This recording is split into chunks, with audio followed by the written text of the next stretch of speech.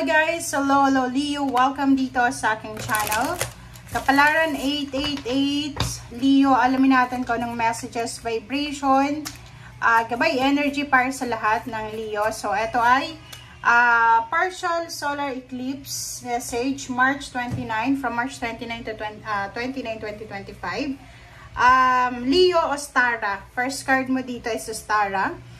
Ang star nito, sinasabi sa Leo na it is the perfect time for you to start new projects, access new ideas, and give birth to new conditions. So, ibig sabihin yan, Leo, this solar eclipse na to, sinasabi ng baraha sa'yo na oras na, or perfect siyang oras para sa'yo na makapagsimula ng bagong proyekto if you're in a business venture. New ideas, fertile ideas sa kung ano man ang gusto mong gawin, applyan na trabaho, kung ano man na pagbabago ito. So, dito sinasabi na oras na para simulan natin kung ano man ang mga pagbabago na yan na gusto nating maganap sa buhay natin. Okay? Thank you. Okay, tingnan natin dito sa second deck mo.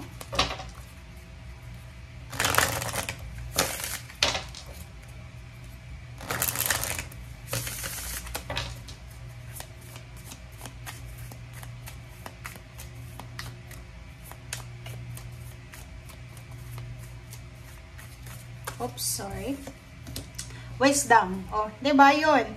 Yung wisdom card na 'to, resonated siya dito sa fertility. Kasi una-una sinasabi sir dito ng wisdom.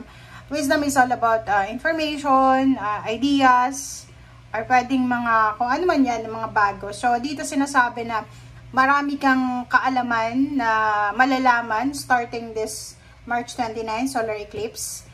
Para sa iyo, para makatulong sa iyo sa kung ano man ito na gusto mong mangyari sa buhay mo, or kung ano man ito na gusto mong simulan. Okay? Okay. Tingnan natin dito sa third deck mo.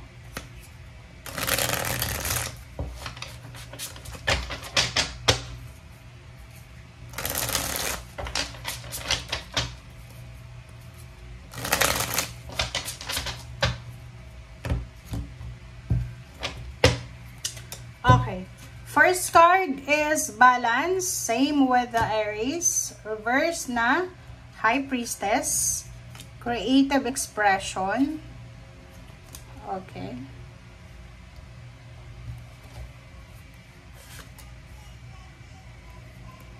Okay.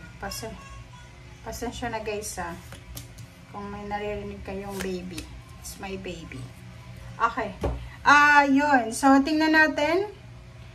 Ito ay para sa inyo. So, this one is reverse. Reverse siya na High Priestess. Sinasabi ng baraha sa'yo na mag-iingat ka, Leo. Okay? Mag-iingat ka kasi posibleng ikaw ay makakaranas ng manipulation or pwedeng makakatagpo ka, Leo, ng yun lang ang kailangan pag-ingatan. Pwedeng makatagpo ka ng isang mapanglamang, mapanloko na tao na pwede niyang lokohin ka or sirain niya yung diskarte mo. But sa usaping pera, nakikita ko sir dito na posibleng maayos mo yung mga financial problems. Kung yung mga financial problems ka, maayos mo siya. But be careful sa mga taong pakikitunguhan, pakikiharapan mo. Okay? This one naman is patience. So, halimbawa lang, may Leo na naghahanap ng trabaho, nag-a-apply ng trabaho, or pwedeng self-employed ka, may negosyo ka. Dito sinasabi ng barahan na mag-iingat ka sa kung ano man na actions na ginagawa mo. But yung iba naman, nakikita natin dito yung Leo na to na sobrang concentrate ka sa kung ano yung ginagawa mo. Pwedeng nakafocus ka sa bawat detalye ng ginagawa mo. Okay, and dito naman is teamwork. Nakikita ko siya dito, Leo, na isa sa mga possible na pwede mong pagkakitaan talaga is collaboration. Business, collaboration. Or pwedeng yung iba sa inyo dyan, isa sa pwede yung pagkakitaan is yung may kasama talaga kayo. Yung pagiging self-employed, pero mayroon kang kasama. Hindi yung, parang sinasabi sa'yo ng barahan na siswertehan ka, Leo, sa company kung ikaw ay with someone else na ka-team mo siya. Okay?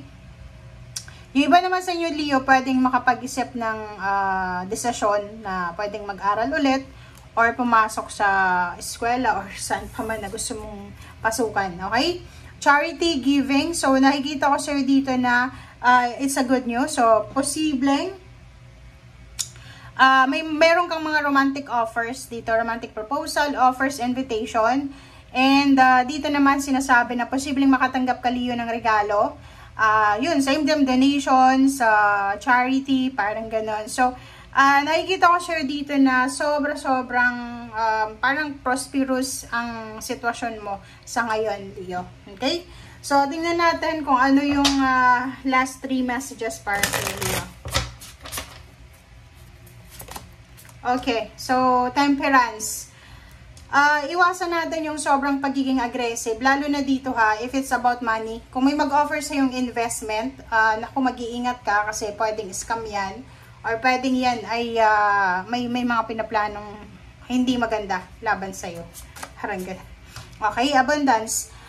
Dito naman sinasabi kung babae kang Leo, if you're into business, kung nasa business yung isip mo, sinasabi kung bago pa lang, like nag-iisip ka lang ng isang business idea siya, sinasabi na ituloy mo siya kasi yung business idea na yan ay posibleng siya magdala sa iyo ng financial independence and wealth and luxury. Parang ganon. And last card natin is endings and defeat. Sa usaping relationship, sa lahat ng areas, sinasabi na no more backstabbing na. So kung halimbawa na nakaka-experience ka, Leo, ng backstabbing, betrayal, ang daming kaaway, ang daming may galit, ang daming bitter sa paligid mo, ginagawa kang doormat or anything. Pagod na pagod ka na sa pakikiharap, sa pakikisama sa mga tao sa paligid mo. Dito sinasabi na don't worry, okay? Huwag kang mag-alala, Leo, kasi tapos na, okay? This partial solar eclipse, tapos na yung usapin, tapos na, wala nang sino mang magbabackstab sa'yo.